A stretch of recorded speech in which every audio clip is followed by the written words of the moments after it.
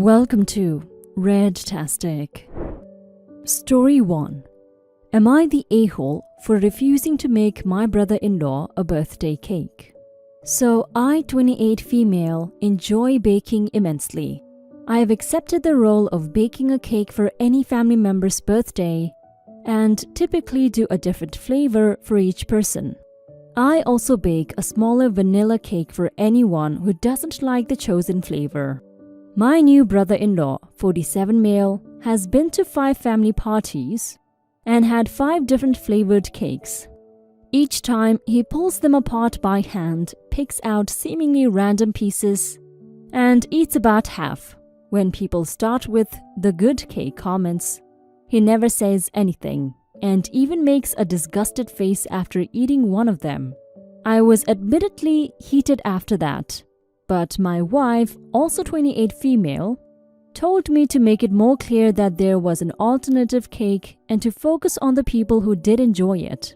Brother-in-law's birthday is coming up at the end of August, and yesterday I had the following text exchange with my sister, 35 female. Sister, brother-in-law told me to tell you to make him a carrot cake. Birthday is coming up if you forgot. Me, I didn't forget at all. It's a little far out for me to be planning unless we're celebrating earlier. Sister, nothing early. Carrot cake though. Me, we had that at Dad's party and brother-in-law didn't seem to like it. Sure that's what he wants? Sister, wouldn't have asked if he didn't want it. I think he hates it less than your others.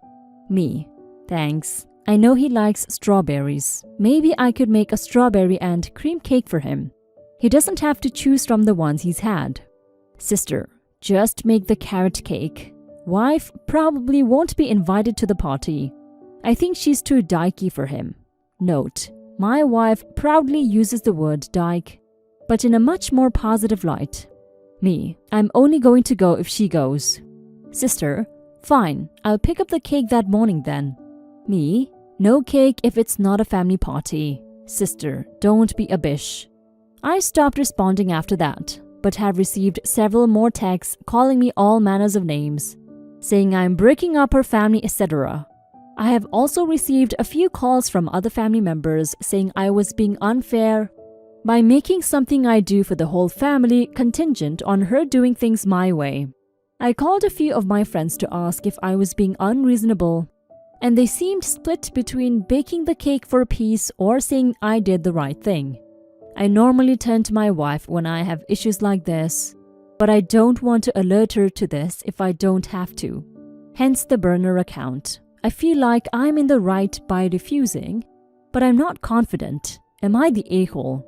Edit. Honestly, I'm not sure it's entirely my brother-in-law's choice to not invite my wife. My sister was very vocal about her desire to remove me from the family when I came out. But most everyone else was supportive. I feel like he might be giving her the confidence to try and exclude us. I don't know if that really makes sense, but I think she was a decision maker too. You're not the a-hole, OP. Your sister is a rude, entitled person married to a rude, entitled person. I guess they both found each other. Asking you to make her husband a carrot cake because it's the one he hates the least out of all your cakes is so disrespectful and mean. I would have ended the conversation right then and there. Then she proceeded to disinvite your wife from attending the birthday party. She's your wife. Why would you go to a family event without her? I wouldn't do anything for her if I were you. People always go on about keeping the peace, but honestly, it's really not worth putting up with that rubbish that your sister and her husband are dishing out.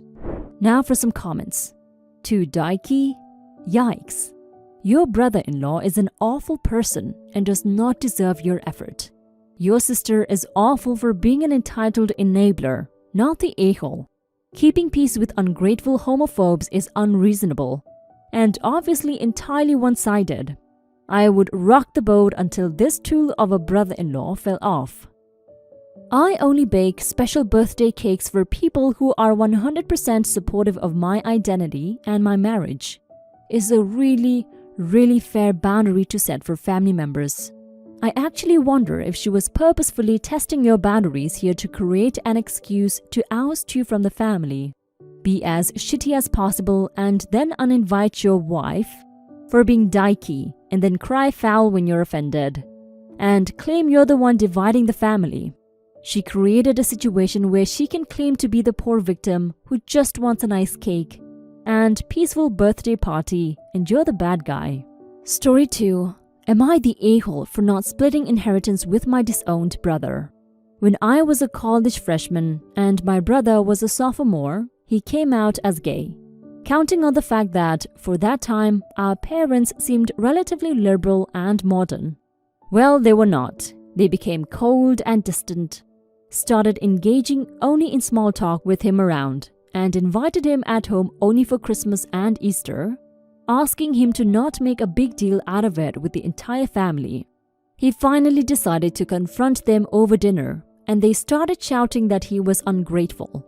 He wanted to humiliate them in front of anyone, and he left crying. After that, my parents and their siblings started behaving like he disappeared for no reason. Anytime me or my cousin would bring up the fact, my parents and their siblings would just pretend he left for no reason or say platitudes about forgetting the past without any actual effort to reach out to him or apologize.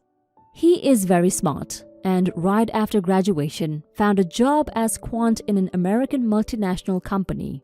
They recognized his talent, and after a few years they paid for an MBA in the US.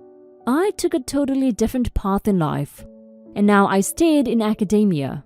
It's a job I love, but the salary is quite different. I married the love of my life and I had 3 wonderful daughters, whilst my brother and his fiancée are happily child-free. Anyway, here comes the issue. My parents died a few weeks ago and left everything, which sums up their nice suburbs house and a holiday home in a nice coastal city, to me. It is not huge money, but enough to pay for my daughter's university if they wanted to study abroad, which I highly encourage since, as an insider, I can tell my country public universities are degrading. My brother did not want to come to the funeral, understandably, but I texted him, "When you pass by, feel free to pick up anything you want from our parents' house so we can sell it." He was taken aback, since he took for granted that we would split the inheritance. I was taken aback as well, because I never considered that someone who owns 3 houses in New York and 1 in Prague, someone who flies to Chamonix every winter and to Brazil every summer, would start fighting over an inheritance. He accused me of taking advantage of our parents' bigotry and to pose as a progressive until it does not cost me a dime. I explained it was simply because I need that money to pay for my daughter's education, but I would be happy to give him anything left once they graduate. He then replied that how I paid for my offspring, education was none of his concern. He replied that if he had to be like that, then our parents' decisions are none of my concern. His significant other, I have a very good relationship with him, called me today saying that he agreed with me about the money, but when I said that I did not care about my parents' decision, my brother took it as, "I don't care they disowned you," and he was deeply hurt by that. I tried to call to apologize, but he won't return my calls. Am I the a-hole here? Edit. Since many people think I had no relationship with him and I sided with my parents, it is not the case. I kept in touch with him, and up to now, we had a very good relationship. We tried to see each other as much as possible. We live on different continents, and we called about once a week. Me and my cousins had big fights with my parents about the way they treated him. I had almost no relationship with my parents because, apart from being homophobic a-holes, they were also very difficult people to be around, and my wife could not suffer them. Edit 2. His fiancé just called me again. He talked my brother out of contacting lawyers, but he is still very pissed. I told Kevin, his fiancé, I understand, and I was willing to apologize and discuss this through. I'm waiting for a response. No a-holes here, OP. You did something really wrong by just deciding to follow your parents' will and assuming your brother would be okay with it because he has a lot of money. I don't think it's exactly about the money. Your brother sees you accepting the will as you not seeing anything wrong with the way your parents treated him even till the end. And that would make anyone angry because your parents treated him really badly. I understand that you didn't think of it that way and you were just looking out for yourself and kids, so you should apologize and tell him that. I really hope you both find a way to rebuild your relationship and be closer. Now for some comments. Gentle, you're the a-hole because I don't think you meant to be, but yeah, the inheritance for your brother is symbolic of their rejection of him, and you accepting it is accepting that them disinheriting him was okay. It wasn't. It was cruel and wrong. The money is tempting, I understand. You seem to be jealous of his child-free lifestyle and some of the luxuries that affords him, but you can't separate the gift your parents left you from the fact that you only received that much because they rejected him, his life, his love, and who he fundamentally is as a person. I get you had no bad intentions. Did he spend a part of his childhood in those houses? Think of how overnight he was despised in those familiar places. I really cannot help but understand your brother, and he doesn't want the money in the end. You symbolically betrayed him and you were the last link to his family and childhood. You really should apologize to him. Your actions were misinterpreted. Tell him you think your parents made the biggest mistake of their lives, and he is a legitimate part of the family. Story 3. Am I the a-hole for not lending my single mother roommate money to help stay? I, 26 male, just had my roommate leave today. The thing is, Carol, 35 female, and I aren't friends. She was living here with me for a year before she got full custody of her kid. 12 male, and was pissed that I made her go 60-40 on electric and internet. I paid 60 because I online game a lot. She was angry that I refused to share my food and wouldn't hide my online purchases, aka take them to my room the minute the mail was dropped off, because it gets delivered anywhere between 5 a.m. and 9 a.m. And I sleep till noon due to my online job taking up my nights, and her son would throw a tantrum that I ordered from the Pokemon Center or GameStop yet again. The packages would say the store name on the side. Her son is homeschooled, so he was always around and would whine because I won't let him in my room. Nerd paradise with flat screen TV and custom-made computer and consoles. So Carol and I were always ignoring each other. It's a nice apartment and my room is the largest of the three, so I decided not to move.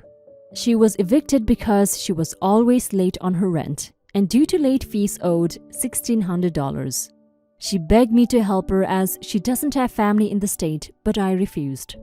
I have it in my savings, sure, but I don't lend money to anyone.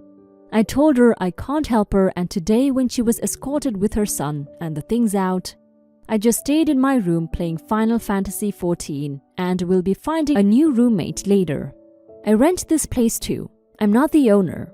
She's saying I'm the a-hole for not lending her the money and not having a heart. I stick firm that I don't owe her anything. We met through our landlord, not friendship. Am I the a-hole? Now for some comments. Good on you for not loaning her money. I was way too lenient with my last deadbeat roomie. She still owes me over $1,000 because even if you win in small claims court, you still have to be the one to pursue payment, which is frankly a bureaucratic nightmare that I don't wish on anyone else. If a roommate can't afford to live with you, they have one option: move out. Not the a-hole. Not the a-hole. Her money issues are not your concern. She sounds like an entitled a-hole from your post. Why on earth would she feel entitled to your food or feel entitled to inform you when you can get your mail? That's over the line. If this one request was her only request, you still wouldn't be the a-hole. But given her history, absolutely not. If you helped her out and agreed, she would probably keep expecting you to. She sounds like an insufferable roommate. Even if she was a friend, you are not obligated to give the money you worked for to anyone. If she can't pay her rent, there is no way she would pay you back and probably expect you to pick up the tab for her next time too. You are not Mother Teresa or a charity organization. Why should you pay for anyone? Not the a-hole.